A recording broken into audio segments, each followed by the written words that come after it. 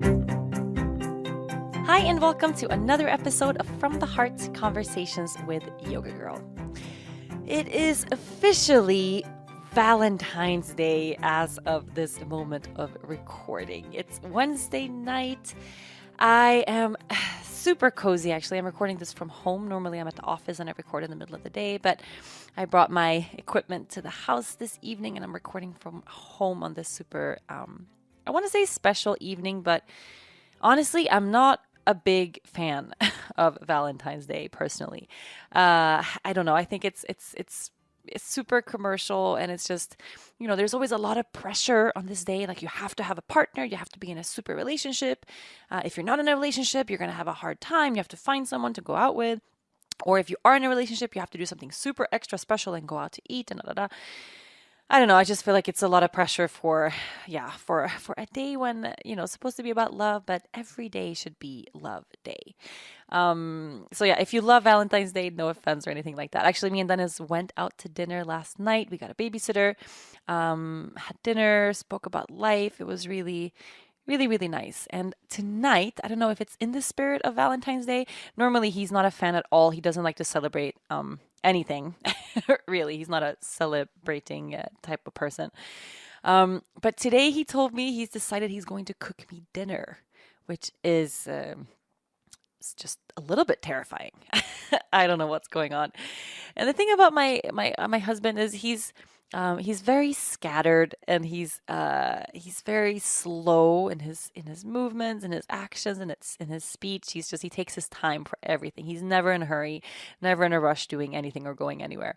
And he's the master of procrastination. I think it's just a combination of him being a man and from the Caribbean.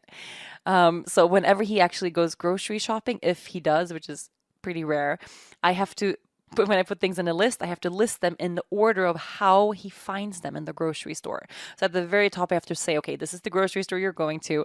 And then I have to think about each aisle and how he will move through the store. Because if I don't do that, he just runs like a crazy person from one side to the other side of the store, just looking for things. Like, he'll walk back and forth a gazillion times and it just takes him forever.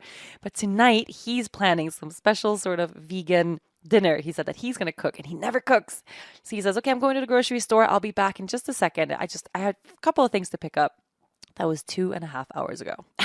The man is still grocery shopping. It's 7:40 p.m. on Valentine's Day, and he's not back from the grocery store yet. And it's just, oh God, I love this man to death. We'll probably eat at around 11, and I know there's going to be a lot of love in this meal, whatever he cooks me. But it's good because it gives me time and space just to sit here and talk to you.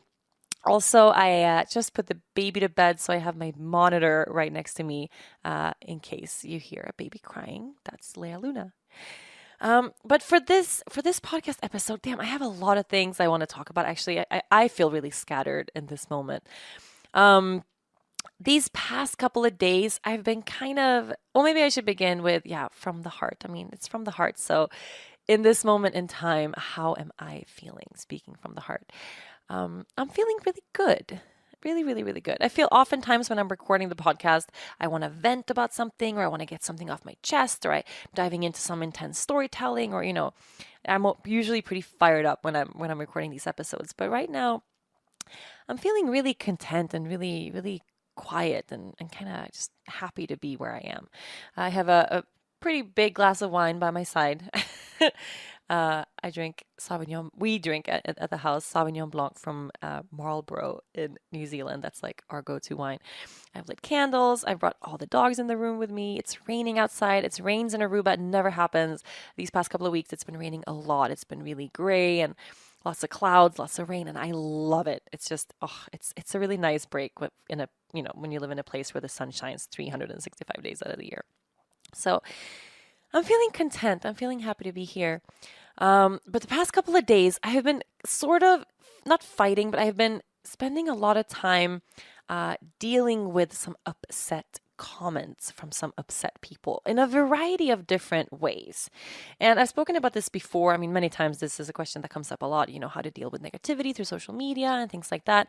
But we actually have a policy here over at Island Yoga and Yoga Girl headquarters where every person that writes us gets a response. Every single person, unless it's like spam or just stupid brands wanting to do stupid marketing or ads and stuff like that.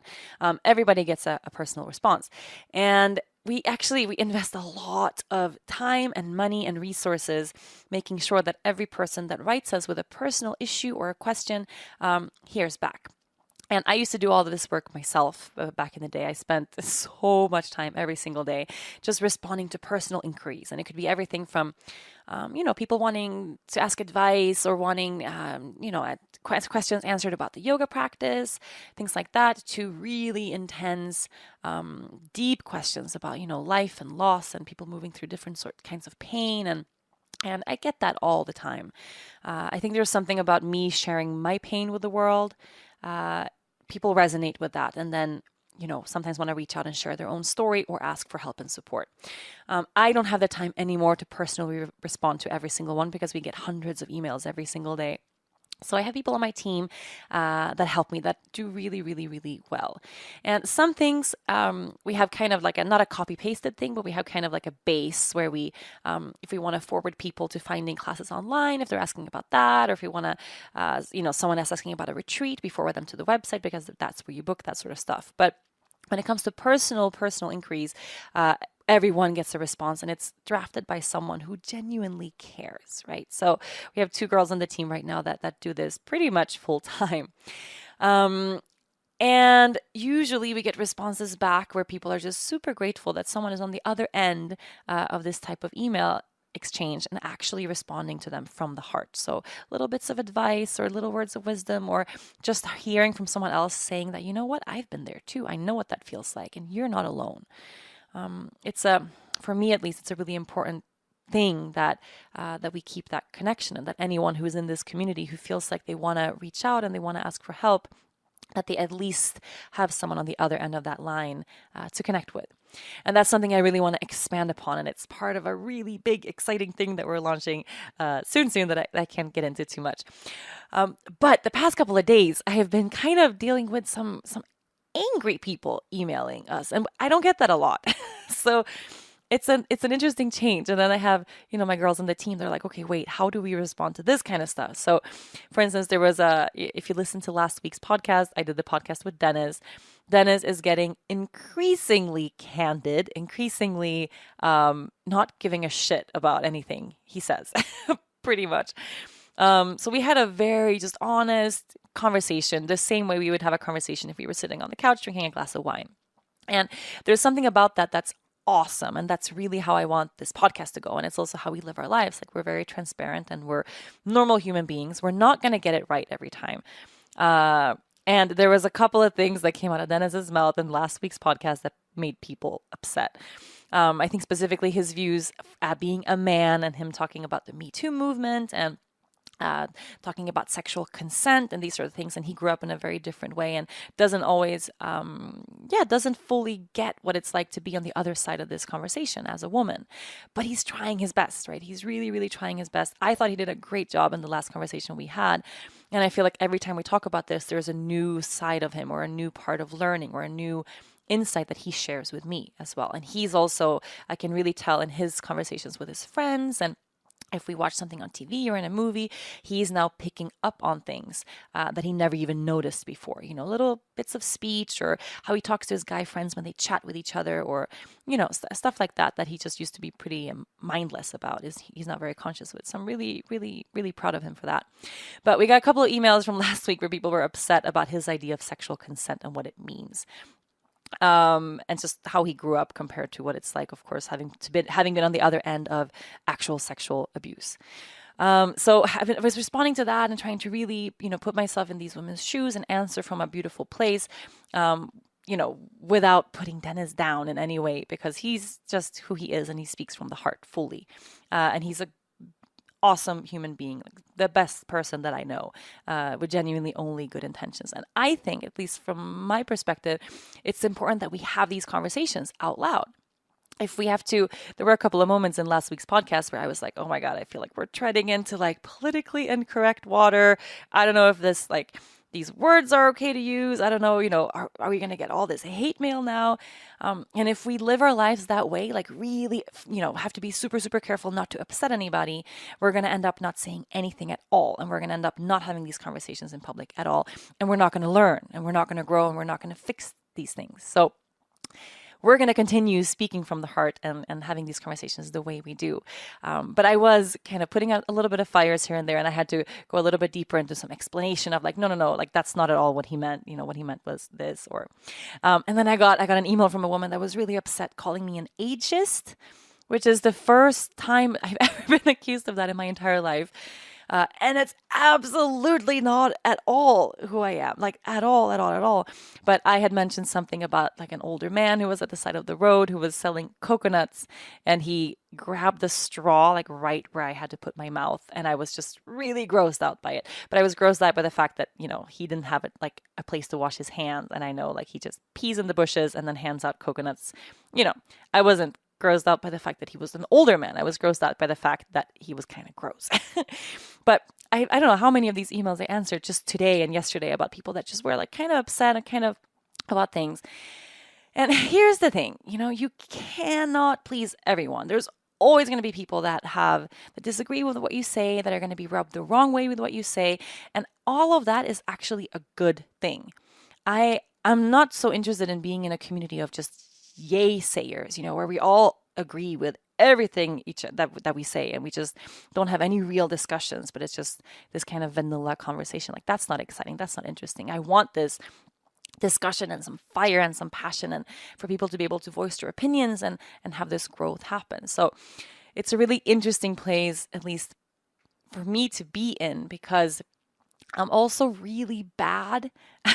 This is speaking very much from the heart. I'm really bad at people not liking me. I'm bad at accepting the fact that not everybody's going to like me. And I have had many moments in my life where I have bent over backwards, like tried to change so many things about who I am for someone else to accept me, or for someone else to invite me to the group, or for someone else to like me and be my friend, only to realize, of course, that's going to come back around in the end, that I've betrayed myself in several ways just to fit in, or to kind of arrive at someone else's expectation of who I should be. And I'm really done with that. I really arrived at a place where I can genuinely say I'm done faking it for anyone at all. And that's a really hard thing to do when you live your life in the public eye, and when you live your life sharing so much of your life through social media and to the world and people who don't actually know you, because it means sometimes there's going to be a side of me that comes through that not everybody's going to like. Right? I had another podcast recording a couple of weeks ago where I was talking about jealousy and cattiness, and I shared sides of me and how I worked through some really hard stuff in my past where I was catty with other women, and where I was jealous, and where I was trying to kind of keep everything for myself. And those are not attractive qualities. Like, those are not things that I'm proud of to share at all. But I feel really good opening up about them. I feel really heavy and full of pressure if I have to pretend to be this perfect person who says the right thing and does the right thing all the time, because it's just not who I am. It's not who anybody is. And I get the feeling a lot that that's the side of ourselves that we portray always to the outside world and to social media. Like, look at me and how great of a person I am, or look how great I look when I wake up in the morning, or look how adventurous my life is, and look how much I'm donating to charity, and look how much I'm so exciting and awesome and beautiful and perfect in so many ways. And then there's parts of our vulnerability, there's parts of let's say the less beautiful sides of us that are easier to share than others. Like, that's also definitely true.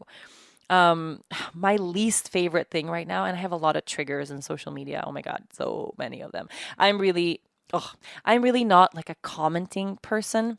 I'm not a scrolling, commenting, like looking through all other people's stuff like crazy. But as things pop up in my feed, like, that's how things come my way.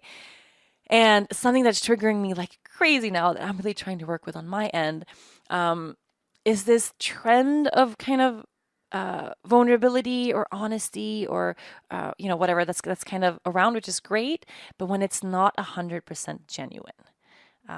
Let me give you an example. So, like, there's a girl that I follow. I don't know her personally. She's just some sort of influencer person. She seems like a fun person. I have nothing against her. But she's clearly like a super gorgeous model, like beautiful human being, like really, I mean, physically attractive, like super attractive girl. And she posts a photo of herself in the morning, and she has this perfect beach hair and perfect flawless skin. And she looks awesome, super awesome.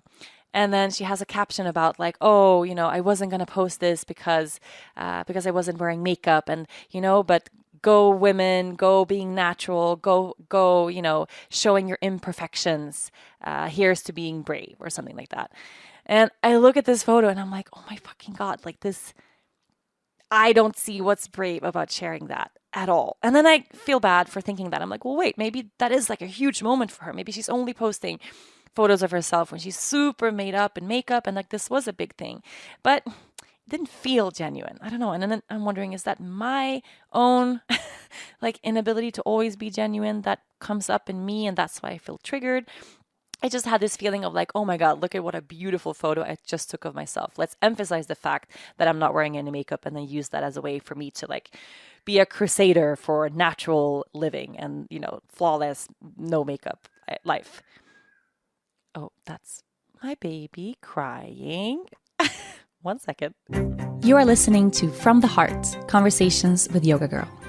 After years of not wearing bras, from not feeling comfortable in them and not being able to find a good fit, I can finally say I have found the game-changing lingerie brand. Ladies listening, you deserve a bra that offers this amazing comfort too, and you can now find the perfect one from Third Love. Third Love uses thousands of real women's measurements and super smoothing memory foam to create bras that are super comfortable and that make you look and feel great. Third Love offers bras in sizes AA through G. Did you know that most old school bra brands only carry 15 sizes? Well, Third Love has 60 sizes, including half cup sizes not offered by anyone else. If you're not sure about your proper size, you can chat with a fit specialist or take the 60-second Fit Finder quiz as you shop from the comfort of your own home. Say goodbye to those awkward fitting room experiences. Third Love knows there's a perfect bra for everyone, so right now they're offering my listeners 15% off your first order. Try a Third Love bra today, and you might even forget you're wearing it. If you don't agree, returns and exchanges are always easy and free. This year, make the change that will change the way you think about bras. Go to thirdlove.com/heart and get the perfect fitting bra and 15% off of your first purchase. That's thirdlove.com/heart. thirdlove.com/heart. Yeah, I'm back. So I don't know. There's something about that I find. The thing is, true vulnerability is always hard. It's always hard. It's always going to mean sharing a piece of your heart or a piece of yourself that's difficult to share, that you're not used to putting forward. It's going to require this intimacy and this rawness. And at least to me, it has so much more to do than, just posting a photo of yourself without makeup, even though you look clearly like perfect and awesome. So there's certain people that I follow on Instagram and that I follow on social media that are just totally rocking this raw, like total truthful vulnerability. One of them is one of my favorite people in the whole world, Jen Pastiloff. If you don't follow her already, please do. And she's always an inspiration to me. Specifically, she has a hashtag called No Bullshit Motherhood. We also did a podcast, one of the first podcasts ever, a pretty long time ago.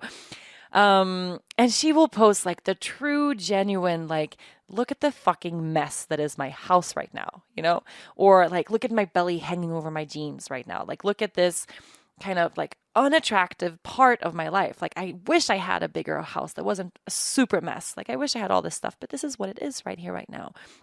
It's messy. It is what it is. And of course, those types of posts are not going to generate a whole bunch of likes. They're not going to generate this huge engagement of like, oh my God, random people that see that post are not going to start following her because they feel inspired by what she's saying, unless they already know who she is, or unless they actually take the time to read the fucking caption. And that's the thing. We live in this society, especially in the online world, where we don't take the time to read anything. We don't take the time to actually pause and stop and drop in with anything. And I know when it comes to Jen, like when she shares stuff like that, like she just loses followers. Like that's just what it is. And for me, I struggle with walking that fine line because, and here's also the thing, there's parts of my life where I don't have that mess at all. Like I'm messy in other ways, but I don't have that space of like, oh, because here's another thing that I don't actually talk about a lot because I'm a little or a lot ashamed of it. We have a full-time maid at the house. Holy shit. I'm saying it out loud. We have a full-time maid at the house, and I'm always like, I don't know, I feel very privileged to have that because we never, ever, ever lived that way when I was growing up. Dennis definitely did not live that way growing up. Dennis comes from super humble beginnings. Me, I was raised by a single mom. Like my dad wasn't present, and she super struggled my whole life growing up. And then I had this other side of life where I had a dad that was wealthy that I never saw. Like, we didn't come from a space like that at all. And now me and Dennis, we do. We have a girl. Her name is Yahaira. She's super sweet, super unorganized. She drives me crazy sometimes, but she's here at the house 5 days a week, a couple of hours every single day. So that's the decision that I made for myself about a year, I don't know, 2 years ago. We were super busy, traveling all the time, working super, super, super hard. And I realized we would have someone, oh, no, it was 1 year ago. We would have someone come once a week to help out with like the big cleaning of stuff and like the big kind of clean out of the whole house once a week. But we could afford to have someone every day. And we also live in a country where the culture is totally normal to have a live-in maid. Most people we know have a person that actually lives in the house, which I really didn't want. So we decided to make that investment for ourselves because one, it gives me a lot of peace of mind. Like it gives me so much peace of mind to know that I can, go work my ass off or lead a 23-day teacher training and that the house is not going to be a goddamn mess when I come home because my husband is the messiest person in the universe. So it provides me with a lot of space to just really focus on what I really want to do, which isn't cleaning every day. And yes, I spent a lot of time picking up after Dennis and the baby and always cleaning, organizing, putting stuff away, fixing something. But we have a person who's here every day. And for me, it's been this kind of like, oh, I feel so like ickily privileged. Oh my God, is this glass of wine bigger than I thought? I feel so privileged that I'm kind of embarrassed about it. So I don't say anything. And it's a conscious thing that I kind of don't like about myself, right? So whenever I'm sharing like little Instagram stories or snippets online, like if she's in the house, I consciously don't show her because I don't want to get bullshit comments from people saying that I'm stuck up and rich and snobby because I have a person who helps us clean the house. So there's parts of that where I don't. And then I'm thinking like, well, fuck, why can't I be more like Jen and just be honest with the sides of me that maybe aren't super attractive to the outside, but they make me who I am, right? There's a part of me that really enjoys having that privilege. Otherwise, I wouldn't have it. I wouldn't be, exercising that privilege right now if it wasn't something that felt valuable to me. And I want to go way deeper toward that space in my whole life and also in what I portray to the outside world. But showing an ugly side of yourself or showing a less attractive side of yourself, whether it's this privilege that I'm embarrassed of, or whether, for Jen, if it's like a messy house or whatever, for someone else, it could be just showing your body the way your body is. That's something that I try to do all the time, as much as I can, just showing my body the way it is. And I used to be so conscious about, only posting the perfectly angled photos where I looked the skinniest or the fittest and whatnot when I just started posting to social media. And then I let go of that pretty quickly, which I'm happy about. And specifically after having the baby, I try to share that normal side of my body, that it isn't super fit anymore. Like I'm probably 10 kilos, whatever, 20 something pounds. I don't have a scale, so I don't know exactly. But yeah, for sure don't fit into the jeans that I had pre-baby, and I'm probably never gonna. And sometimes that's a struggle for me. Like sometimes I wish, like I look at a photo of myself from before, like, oh God, like, oh, it was kind of a nice feeling to just feel super fit and thin and all that stuff. And then I need the reality check of like, hey, like I am pretty awesome the way I am right in this moment, right here, right now. And showing a photo of myself where I'm in this super flattering angle or it's not real.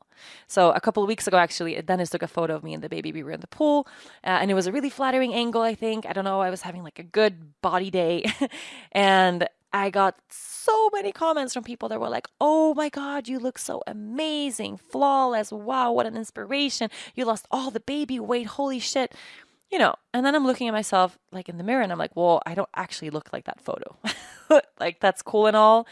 Doesn't really feel awesome either to get hundreds of comments from people saying, oh my God, you look amazing now. in a photo that doesn't actually reflect how you look. And it also means that, oh, well, everything else that I share, does that mean you don't think that I'm amazing then, but now I am because I look skinnier? No, fuck that noise. So immediately following that photo, I had to post like a normal photo of my belly with stretch marks and scars and belly flab and whatnot, just to kind of set the record straight, because it didn't sit well with me having people think that I have this like super fit body now when it's not just not the case, you know. And then of course I know there's going to be people listening now, they're like, oh my god, you do have a great body compared to me, blah blah blah. Like, the point is not how we look physically, right? The point is not how much we weigh or we step on the scale, what the numbers on the scale says. The point is just how we feel about who we are. So for me, if I compare myself to my pre-baby body or a couple years before that, yeah, like I was super toned, super fit, like abs and the whole shebang. I still didn't think that I was good enough body-wise. Like even in my skinniest days, I kind of always thought that I should be a little skinnier. Like I wasn't really good enough. I would still hold my belly in for photo shoots and shit like that. You know, and now I look at those photos and I'm like, oh my God, I was so skinny.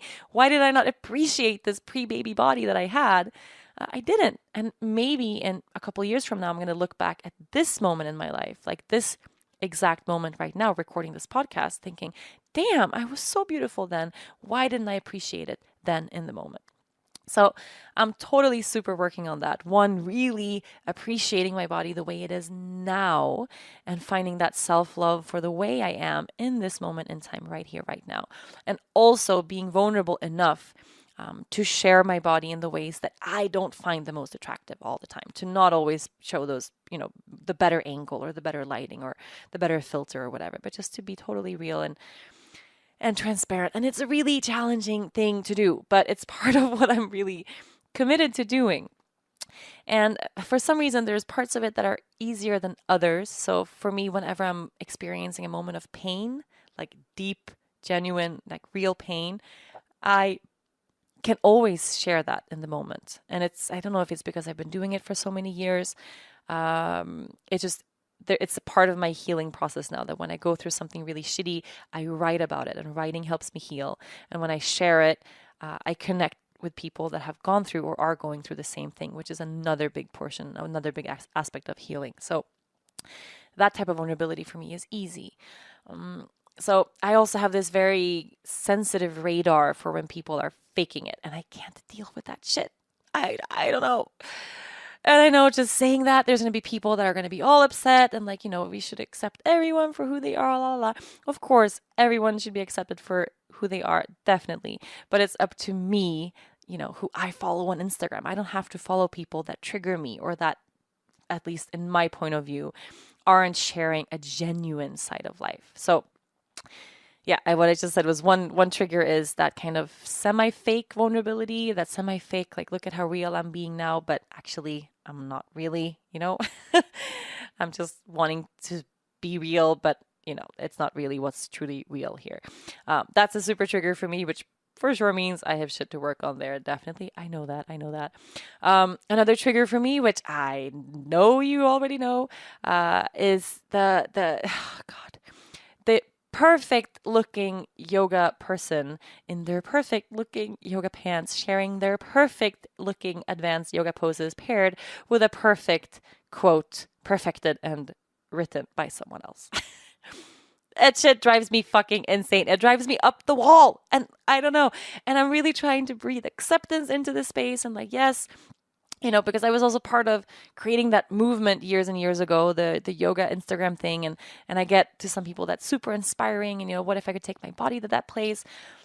I just think it's bullshit. Oh my God. Am I drunk? No. Wait, let me have another sip of wine and then I'll tell you. You are listening to From the Heart, Conversations with Yoga Girl. Vitamins and supplements are the best ways to ensure you're meeting your body's nutritional needs. I spent countless hours researching the best vitamins to supplement my own diet, and I know just how challenging it is to wrap your head around the information out there. The vitamin aisle can feel overwhelming, especially when tackling it alone. Well, now there's a better way. Care of is a new kind of vitamin company that offers vitamin packs tailored to your exact needs. On takecareof.com, breeze through a fun questionnaire about your diet and health goals and arrive in minutes at a personalized list of the best natural supplements for your unique body. Each vitamin is described in detail, the ingredients and how they're processed, listed benefits, the honest results of case studies, all easily displayed alongside your recommended dose. Recommendations are based on clinical research and traditional medicine with input from doctors and nutritionists. It's like having a one-on-one nutritionist without even leaving your house. Once you review and confirm your order, your first monthly shipment is on its way. Your supplements come in personalized grab-and-go daily packs, making your routine super easy. Recurring monthly orders mean you never have to miss a day. You can modify your subscription at any time as well. My Care of Daily Pack includes adaptogens and energy boosters that are super helpful for me as a businesswoman and a mom. Just 2 vitamins a day and I feel the difference. Well, feel it for yourself as well. For 50% off of your first month of personalized Care of vitamins, visit takecareof.com and enter the promo code HEART. That's 50% off of your first month of personalized Care of vitamins when you visit takecareof.com and use the promo code HEART. Takecareof.com, promo code HEART. Yeah.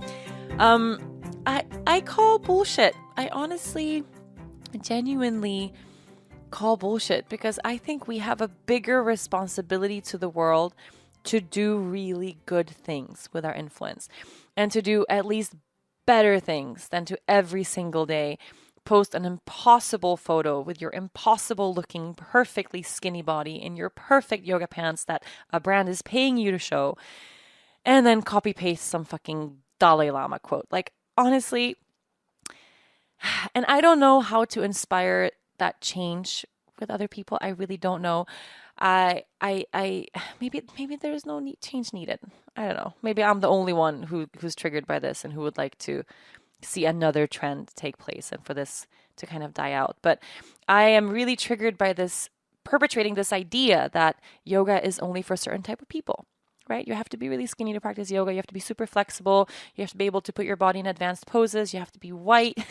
You have to be this yoga person to do yoga, which is total shit. It's just not the case. Like, yoga is genuinely for everyone. And the more of that shit that we see on covers of magazines and in social media and everywhere, the less regular, normal day-to-day people are gonna make their way to the mat because they're not gonna feel included in this super valuable practice that everybody needs so deeply, so badly. And yes, of course, some people just happen to look the way they look. Like, yes, I am a white person. Like, I'm a flexible person. I can do advanced stuff with my body still. I am the way I am. But I think at least I try to bring forth a little bit of, humanity into what I share, which means it's not all fucking butterflies and rainbows. It's not. No matter, it's just not. There's going to be shitty times in life that I can genuinely speak about, knowing that me talking about those difficult things is going to inspire other people and they're going to connect to that, right? And then sharing that, yeah, I use yoga as a tool to overcome heavy shit, whether it's pain in my body or pain in my heart. I use yoga as a tool to get there. And I couldn't touch my toes when I started. Some days right now I have struggled fucking touching my toes, but there is a raw, big beating heart here that struggles like all the fucking time. I struggle with so much. And the more I make myself look like this struggle-free person, like, oh, look how life is so easy for me because all I do is live this perfect life and travel and I'm so content and fulfilled, at least to me in my book, the less inspiring I'm going to be.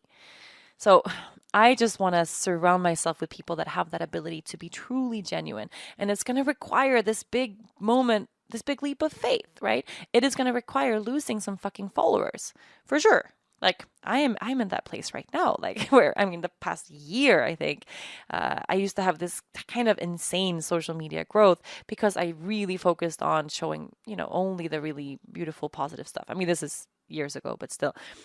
And now I know if I share something truly genuine and truly vulnerable, like, everything goes down in terms of social media numbers, but my heart goes up. The community goes up. Like, the true connection to why we're all here doing this together, like, that's increased because we need more of that vulnerable space. There's just no other choice.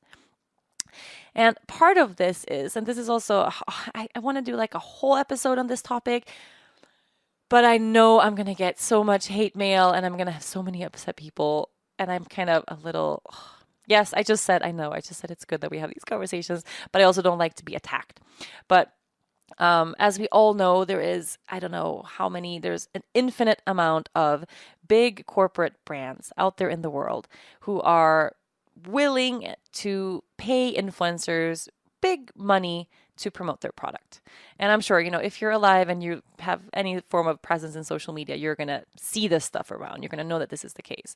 I share sometimes through Instagram story. I've shared a couple of instances in the past months. One was a Me Too story that came up about a owner or a founder of one of the really big and very hip yoga apparel companies right now. That's being promoted just left and right by fucking everyone. And at least to me, it doesn't sit right. The fact that the founder or the owner of that company is like a ginormous douchebag. That just doesn't feel good to me at all. I am also not in liberty to talk about that because that company has currently right now sued several like influencers and yoga teachers across the world because they didn't share their, the message that they want them to share, something like that. I don't know. I'm not involved in this. I'm just kind of tooting the horn a little louder to raise more awareness. But the moment I started speaking about that, and I was only speaking about this company that I really just think is not practicing what they preach in any shape or form, just making a shitload of money off of people wanting to practice yoga. Suddenly I had all of these teachers that are promoting the brand getting really, really, really upset with me because they felt attacked by me, which wasn't at all my intention at all. Like, I honestly, when I shared that, I didn't even think about those people at all. I was just talking about the brand specifically, but of course, anyone who's promoting that brand then is going to feel like, like they're attacked, which to me just feels like, hey, maybe it just means you should do a little more investigating in what goes on behind the scenes of this product that you're promoting like fucking crazy, right?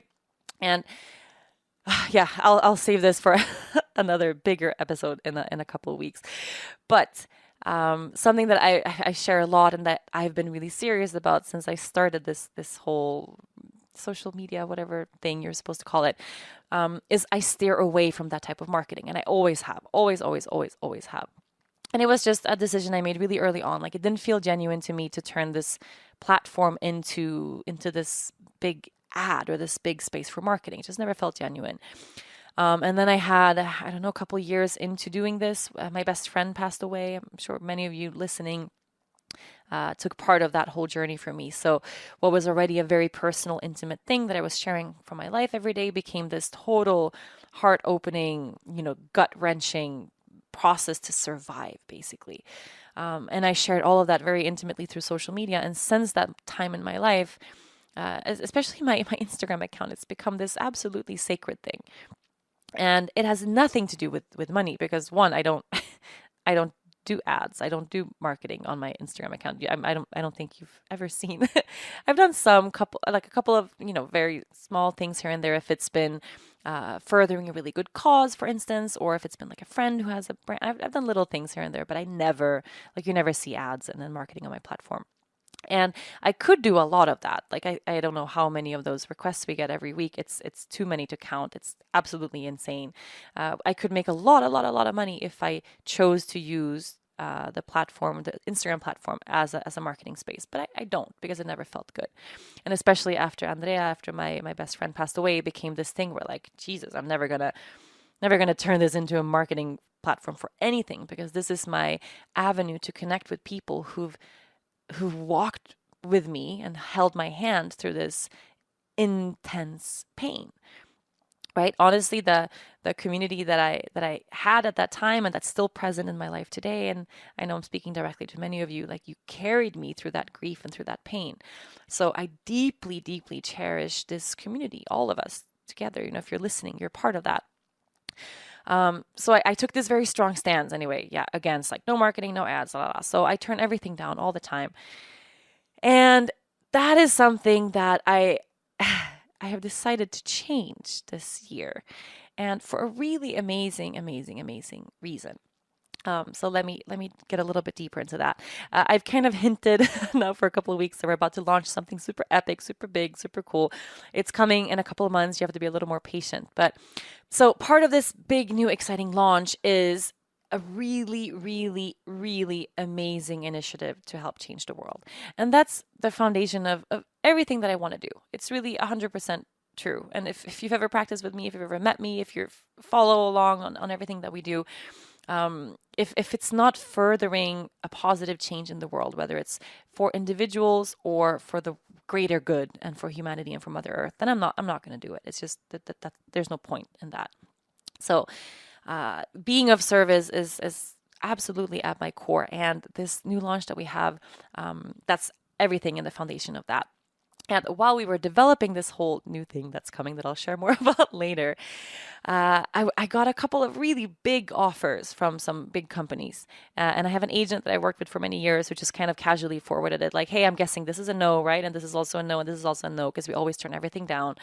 And then I was in this meeting with a team, like, oh, damn. And we were talking about how much money it's going to cost to set this new project up that we're doing. And we have another initiative for kids here in Aruba that I'm starting this year. I want to open an orphanage here after a really horrific situation that happened on the island a couple of months ago where two kids died of abuse in their own home. Yeah, a lot of big causes, big picture things that I really want to do to help change people's lives. And it requires money. That's the thing. It requires funding. It requires a lot of money. Changing the world doesn't happen for free, right? And it requires influence. It requires people getting off their asses doing the work. It requires community. It requires funds and energy and time. And I was just casually mentioning that, like, oh, can you imagine if we would just do this stupid ad? Then we could use that money and put that here. And then someone on the team was like, well, like, fuck, like, why is it the case that all these big semi-shitty companies, or maybe companies that aren't super focused on being of service, or that aren't super focused on doing good things, or, wellness or healing or self-love, like they're in a totally different space, but they're the ones that sit on all the money, right? They're the ones that are sitting on these ginormous piles of cash. And it's also why the world looks the way it does, because money rules the world. And right now, the people that have the money are not the people that are doing the best things for the world. That's just what it is. And then I had this idea. And the idea was, well, what if we would create a whole brand new movement when it comes to marketing and ads? And we would call it like karma marketing, or we would call it karma ads. We would call it something super specific where I, on my platforms, once in a blue moon, or I don't know, once a month or whatever, a couple times a year, however often it presents itself, would choose to very consciously do product placement or marketing or ads or something through social media, and be able to be really transparent with that. Right? Completely transparent. So instead of saying like, oh, hey, be the change you want to see in the world, hashtag namaste, these pants are from XYZ, hashtag ad, like that pose that you see that you're super inspired by, where this girl in like some sort of handstand, wearing some sort of clothing, tagging that brand. And if she maybe, hides it in some sort of other caption or talking about something else, it's still an ad, right? You're still looking at an ad. So when you're scrolling through Instagram, you're scrolling through hundreds and hundreds and hundreds of paid for ads by companies and by big corporations. And some of these companies are fucking shitty. Some of them are so shitty that it just fires me up that I can't tell you everything that I know about how shitty they are. But some of these companies are really, really, really shitty. And some of them, yeah, you kind of know that they're not great. Like there's companies that that don't do great things for the world. And there's companies that pose as if they're doing good things for the world, or they pose as being a wellness company or into health or a yoga company or whatever. But in their foundation, they're there from a purely commercial space to make money. Like that's it. They're just taking advantage of everyone who's found love for this practice. And what if there is a way to actually use the marketing money behind the companies, not the shitty ones, definitely not the shitty ones, because you don't want to support them in any way, but by the ones that have the money, but that don't necessarily resonate with what we do. That was my initial idea. So, and I'm going to be super transparent, and I've been a couple times before. If I were to do ads on Instagram or another platform or Twitter or Facebook or whatever, I would be able to, not within the ad shared, because it goes to with this brand messaging and how all the companies decide that they want to do their messaging. But I would be able to every single month say like, hey, we did this many ads for these types of companies that maybe aren't companies that I normally would share or talk about because maybe they don't do epic things for the world, but they're also not horrible, right? Because you liked that ad, because you elevated that ad or that super transparent marketing, we were able to donate this much money to this cause. We were able to start up this project, to fund this initiative, to support this foundation, to help people make a real change in the world and actually change people's lives. Like, would that be a possibility? that was kind of my initial idea. Would I be able to say like, hey, here is an ad for, okay, I'm going to make something totally random up just by looking around my bedroom. Okay, so what if I would do an ad for dog food? Ringo is lying on my bed.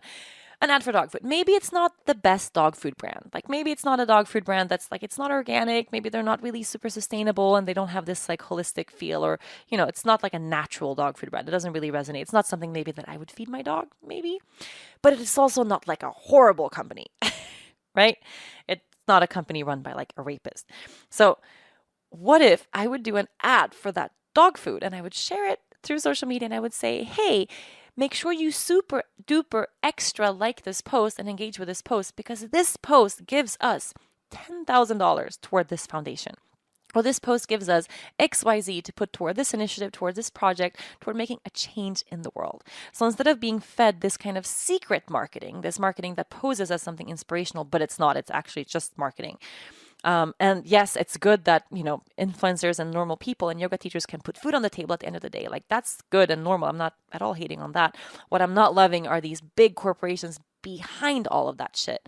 You know, what are they actually doing with their money? What are they actually doing within that company? What if instead of that hidden marketing, it was something that was super transparent, totally like right there, you know, here is what we're able to do with the funds generated by this ad, right? So that's kind of a decision that I've made recently. And in the coming months, like not tomorrow, but probably sometime soon, because I'm going to start evaluating these things a little bit deeper now. You might see some ads or some form of marketing pop up in my feed, right? Or in my post. And it's never going to be hidden. It's never going to be fake. It's never going to be, you know, pretending like this isn't marketing. Never, ever, ever. And hopefully if the brand that we're, you know, promoting in that moment agrees, I will actually be able to say in the specific post exactly how much money that one post will generate. So I'll be literally asking every single person who follows to like and engage and support that post, even if necessarily, you know, you're not a big fan of ads. Who the fuck is a fan of ads? No one likes ads in their feed. No. But if you know that that ad does something good in the end, right? It generates money that does good things. And I want to also start having conversations with these brands. Like, can you be more conscious about how you promote your product? If I am donating all the money that you provide us for this ad, whatever, say that's $5,000, like, are you able to match that donation from your end? And then in the end, we can give double that toward the foundation or toward this new project or toward whatever it is that we're furthering and that we're promoting. And I think that's a really important conversation to have, and also to have with influencers and with the people that are posting these kind of random ads left and right. And there's no harm in marketing on your online platform. Like that's all okay. Like that's a personal choice. I've chosen my whole life not to. Other people do it all the time. Like it's okay. But how conscious are influencers about what they're actually promoting, right? Are you promoting a company that does good things for the world? If you have a choice, can you choose a more conscious company? Like, can you choose something that actually, generates something good? And can you do that in a really transparent way and not try to think that, people following you are dumb and stupid, because they're not. Like, we can be really conscious as consumers and also as consumers of information. So, if you see, a post by me, I don't know when, because I don't have anything lined up. But also, if, any interesting companies are listening right now and you want to do super conscious marketing where money is donated toward awesome things and awesome nonprofit causes, hit us up. And I don't know, I'm hoping that maybe what if this would start like a whole exciting new type of movement in terms of marketing and social media. Like, I would love that. What if every influencer out there just looked for companies that do good things and just used the money, that the ads generate to actually further really amazing projects, right? There's ways to do that. There's ways we can all get together and make a change in the world. Like, I really, really, really, truly, truly believe that. And since making the biggest change requires having a lot of funds, I am also dedicated this year to making more money. Definitely. Definitely. Trusting that will be put to amazing and epic, epic, epic use. And let's see where this social media marketing stuff. I'm nervous about it because I've never done it before. But I'm excited about it too because it's kind of insane. It's kind of insane. We have so many, nonprofit foundations and missions, and with 109 World, our social mission foundation, we have missions going all over the world all the time. We have one in Puerto Rico coming up super soon, and it's just all we do is try to raise more funds, right? Because all of these projects saving like communities in need and helping change people's lives, it costs us money. And we're fighting and fighting and fighting because it's really hard. It's really hard to get people to donate to the right causes. It's really hard to make these foundations run. Like, there has to be people working full time in the back of every foundation, or it's not going to work. And these people, of course, need to get paid. Like, it's a really challenging thing. And here I am, turning money down every day. Like, when I had that realization of like, damn, like that's kind of insane. So maybe there's a way to go, maybe there's a really balanced middle ground to walk where you can be transparent about it and not fake and totally genuine and whole, and actually put that money to really good use. Like, it makes me really excited. So yeah, that's where we are. That's where we are in that. I can hear Dennis downstairs now, which means it only took him 3 hours to grocery shop. It's officially 8:30 p.m. on Valentine's Day, and I think he's now like getting groceries out of the car. I'm so in love with this man, and I think I'm gonna go help him cook as well. You are listening to From the Heart, Conversations with Yoga Girl. My skincare routine was recently turned upside down after I discovered the most nourishing, goopy goodness that my face has ever had applied to it.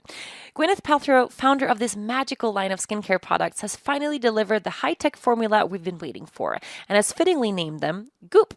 Goop is my new favorite skincare ritual, and not just because of the name. The nurturing and powerfully organic properties of Goop will offer immediate and ongoing results to healthy, glowing skin.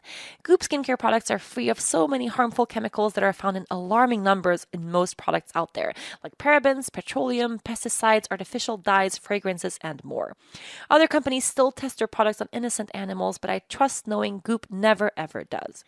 If you're looking to set your skin up for a good day and take your own morning ritual to the next level, the Goop by Juice Beauty Exfoliant Instant Facial does exactly what it sounds like it should. It instantly brightens and softens your skin to reveal your glowing, smoother looking complexion. To follow up, the enriching face oil sinks in instantly, so it's never greasy and turbocharges any moisturizer that you lay on top. Goop is much more than a skincare product. It's a lifestyle brand offering high-performance, clinically proven wellness products that merge luxury formulas with certified organic ingredients. Check out goop.com to experience the Goop glow for yourself. Go online to goop.com/yogagirl to get these products and many, many more. That's goop.com/yogagirl. Goop.com/yogagirl. So what I want to kind of end with, I mean, this is a really long, ongoing conversation, especially the part about influencers and marketing and ads and all this stuff. And honestly, I don't think I'm drunk. I've had half a glass of wine, but this really fires me up. If anybody listening is fired up or excited by this conversation or triggered or whatever, I would super invite you to talk to me about it. And actually, it's much easier if it's not like a private email conversation. And also for my team, if someone else if you send us an email and someone else answers you, please trust that it's a real human being writing your real answer. But also to make it a little bit easier for everyone, I'm super open to having these conversations and discussions in the comment section on Instagram, wherever I post about the podcast, for instance, because I know this podcast, it's an hour of me talking very candidly into the microphone. I'm not filtering or editing or doing anything here at all. And that's another piece as well. The only platform ever, I mean, up until now, that I've ever chosen to have any types of ads or marketing is this platform that you're listening to right now. It's this podcast. And that's also been a really interesting concept. Because when I first launched a podcast the very first time, it costs money to produce. That's just what it is, and it kind of costs a lot of money to produce this podcast. So it was either go out of pocket or include one ad. That's how we started. And the producers that I work with, they were super surprised. I was like, well, I don't do any type of marketing. I don't do any type of ads. And they were like, well, they didn't really understand the concept of like, why? Like, have you ever heard any podcast that doesn't have ads? Like, it's really common. So we started with like 1 or 2, and now, most of these podcasts have 3 to 4 ads. Like, that's the max space, and I fill it every single month. And the ads in this podcast actually help pay for this whole entire, new launch of something really cool that we're doing that's coming in a couple of months. And I feel really good about that because I started this platform out that way. Like the first episode you ever heard, there was an ad in there. So you're going to be totally trusting and knowing that, okay, there's going to be some marketing involved in me listening here. But you'll always be able to go to the Yoga Girl platform on Instagram and trust that it's completely genuine and that it's just unfiltered and candid and really, really true and not going to be a platform full of ads. So I chose that. And actually, we haven't had any, I don't know, the ads and the sponsors of the podcast that we choose, and I choose and handpick them every single month, and it's only products that I use. It's only products that I stand behind. Of course, it's not like every single company that's ever been a sponsor of this show is like, my best friend and the most epically conscious company in the whole wide world. Like, no, of course, like it's still definitely very much a commercial thing. And just by listening to this podcast, you're aware of that. I know that. But it's transparent, right? It's real. It's very clear. Like, here is an ad coming your way.